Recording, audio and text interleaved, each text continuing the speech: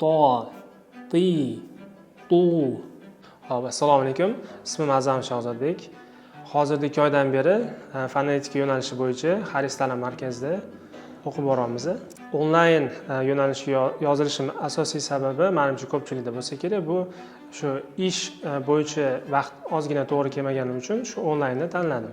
Offlaynga qaraganda sal natijasi kamroq bo'lishi mumkin, chunki offlayn baribir yaxshiroq, lekin onlayn ham o'ziga yarasha plus taraflari bor. Shu albatta shu birinchi o'rinda siz hech qayerga bormasdan borish yo'llarini, ya'ni yo'lga ketadigan vaqtingizni ham darsga yoki boshqa o'zingizga kerakli narsaga sarflashingiz mumkin. Ilm bo'yicha xohlagan narsani odam ertaroq boshlasa, ertaroq yutuqlarga erishadi. Haris ta'limni albatta tavsiya qilamiz.